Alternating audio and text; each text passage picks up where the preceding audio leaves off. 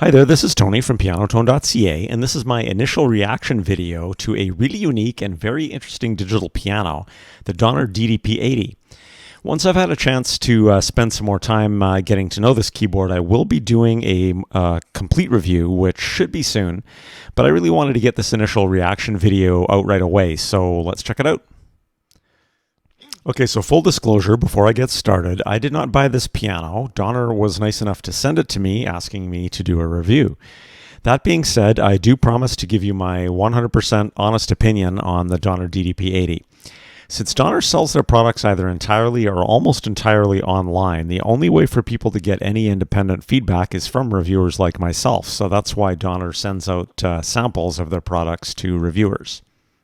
So if you are a piano purist, you aren't concerned with having a whole bunch of sounds, you don't need rhythms and accompaniment or a bunch of effects or any other bells and whistles. All you want is a realistic piano experience. And maybe what you would really like to have is just an actual acoustic piano, which is not only a wonderful instrument, but it's also usually a beautiful piece of furniture, as opposed to most entry-level digital pianos, which do instead tend to be plastic black slabs with buttons, knobs, sliders, dials, and sometimes screens. But maybe you don't want to have to spend the extra money on an acoustic piano and on regular tuning visits. Or maybe you want to be able to have some control over your volume or to be able to play with headphones. Or maybe you just don't have space for an acoustic piano. Well, enter the Donner DDP-80, which actually has a ton in common with acoustic pianos, but still with some of the most important basic benefits of a digital. So how exactly is the DDP-80 similar to an acoustic piano? Well, the first similarity is pretty obvious. This is a really attractive instrument. It has a beautiful, smooth, wood-like finish to it. Comes with removable legs that give it a very cool kind of a retro look, kind of similar to old clavinet keyboards. And it has no visible buttons, knobs, or controls of any kind. To someone who isn't familiar with pianos, this could easily be mistaken for an acoustic piano. There's also a really nice, I think, wooden music rest, which can nicely hold books or a device like an iPad. And there's also actually a lot of flat surface available for a laptop or whatever else. It has 88 full-sized hammer action keys, which are fully weighted and graded to simulate the feel of an acoustic piano. So they feel heavier in the bass register and lighter as you move up the keyboard. And just like an acoustic piano, there are no adjustments available to touch sensitivity levels. My initial thoughts on the key feel is that I'm pretty impressed with it. The action is quite a heavy action, probably kind of close to the weight of the PHA 4 action from Roland, or possibly the action on the Yamaha P515 digital piano, which is also quite heavy.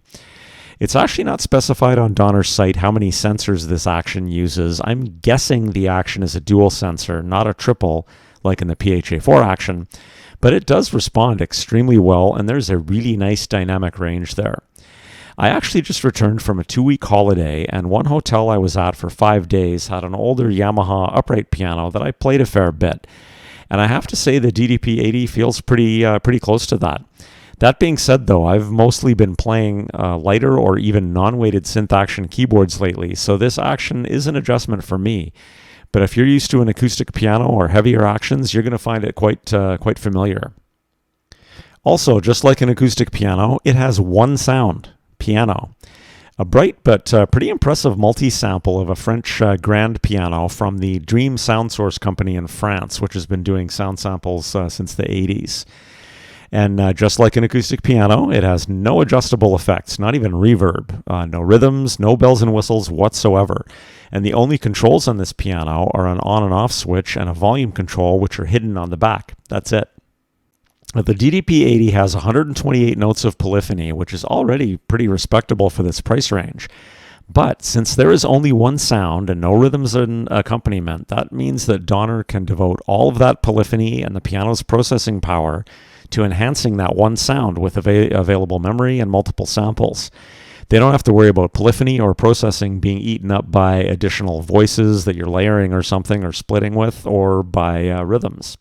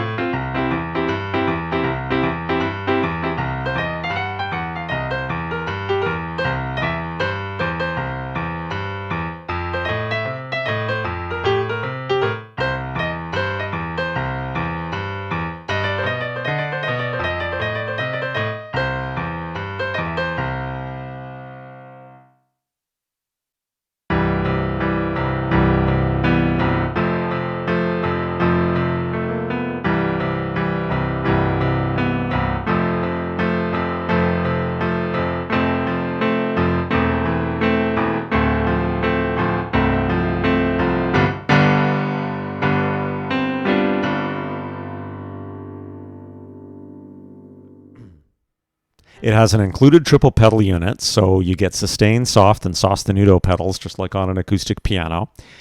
And if you've played an acoustic piano, you know how loud and full the sound can be.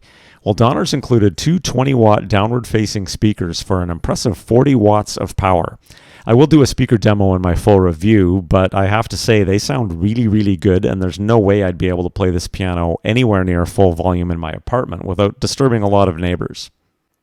So while you can totally think of and use the Donner DDP-80 as if it was an acoustic piano, you can also take advantage of some of the basic but most important advantages of a digital piano. You've got a volume control. You can play silently with headphones. There's a 1/4-inch line out port if you want to connect to external amplification to perform with the piano. And the speakers are still enabled when using this port. So you still have that 40 watts of power at your disposal. I'm pretty sure this port is a mono port which has the left and right signals merged into one mono signal. That's actually how pianos with both L and R outputs work. If you only connect the left, you'll get a summed mono signal of the left and the right.